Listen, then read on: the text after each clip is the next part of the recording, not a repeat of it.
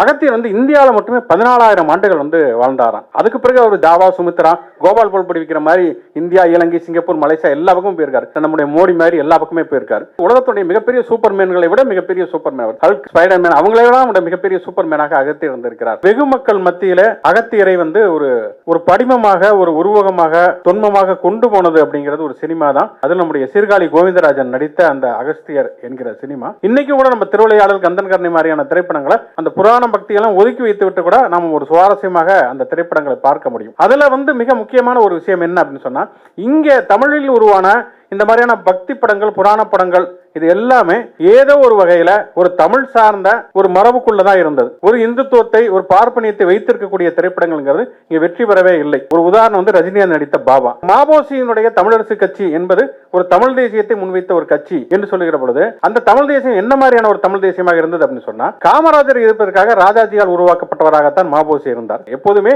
ஒரு ஆதிக்கம், ஒரு அடக்குமுறை வருகிற பொழுது அதற்கு எதிர்குரல்களும் அப்போதே தோன்றும் என்பதுதான் வரலாற்றில் நிரூபிக்கப்பட்ட உண்மை. இப்ப ஏன் மறுபடியும் அகத்தியரை பத்தி பேச வேண்டும் என்று சொன்னால், காசி தமிழ் சங்கம் மூலமாக, சுதா சேசையன் மூலமாக மீண்டும் அகத்தியர் என்கிற அந்த ஒரு கட்டுக்கதை வந்து தூக்கி வரப்படுகிற பொழுது அதற்கான எதிர்வினைகள் வருகிறது. பிள்ளையாரை ஆயுதமாக இன்றைக்கு இந்துத்துவம் தூக்கி வருகிறது என்று சொன்னால், பிள்ளையார் சிலை உடைப்பு போராட்டம் நடந்தது தமிழ் மண்ணிலே. ராமனை ஆயுதமாக அவர்கள் தேசிய நாயகனாக தூக்கி வருவதற்கு முன்னாலேயே இங்கே ராமர் படம் எரிப்பு போராட்டம் என்பது நடந்திருக்கிறது. அகத்தியரை இன்றைக்கு வந்து அவர்கள் ஒரு ஆயுதமாக தூக்கி வருவதற்கு முன்னாலேயே அகத்தியரை கட்டவிழ்ப்பது என்பது இங்கே நடந்திருக்கிறது. இமயமனுடைய வடபகுதி வந்து தாழ்ந்து விட்டது, தென்பகுதி உயர்ந்து விட்டது. அதை சமப்படுத்துவதற்குத்தான் அகத்தியரை அனுப்பினார்கள் என்று சொல்லக்கூடிய கதை என்பது, வடபகுதி என்பது ஆரியத்தினுடைய குறியீடு, தென்பகுதி என்பது திராவிடத்துடைய குறியீடு. திராவிடம் என்பது உயர்ந்த பொழுது அதை தாழ்த்துவதற்காகத்தான் அகத்தியரை கொண்டு வந்தார்கள் என்று சொல்லி பெரியார் சொல்லுகிறார். இங்க இருந்த சங்க இலக்கியம் என்பது ஒரு இயற்கை சார்ந்த ஒரு இலக்கியமாக இருந்தது. ஆரியத்தை பொறுத்த வரைக்கும் என்னன்னா, இயற்கை சார்ந்த, நடைமுறை சார்ந்ததாக இல்லாமல் அதை தாண்டிய கற்பனையை தொடர்ச்சியாக முன்வைத்துக் கொண்டே இருந்தது. அதுதான் அகத்தியருடைய புராணமாக இருக்கட்டும், அல்லது மேலோகம் கீழோகம் போன்றதாக இருக்கட்டும், திராவிட சினிமாக்கள், திராவிட நாடகங்கள் செய்ய ஆரம்பித்தது. பிறகு ஆட்சிக்கு போனதுக்கு பிறகு அங்க அதில் ஒரு மிகப்பெரிய தொய்வு ஏற்பட்டது. அதுக்கு பிறகு மிகப்பெரிய அளவில் ஒரு இடைவெளி ஏற்பட்டதுக்கு பிறகுதான் பாதிராஜா போன்றவர்கள் வருகிறார்கள். அதுக்கு பிறகு நிலப்பரப்பு சினிமா வருகிறது, அப்புறம் வந்து இந்துத்துவ சினிமா வருகிறது. நீண்ட காலத்துக்கு பிறகு 2000, 2010 பிறகுதான் வந்து ஒரு தலித் சினிமா போன்றவை எல்லாம் வந்ததுக்கு பிறகுதான்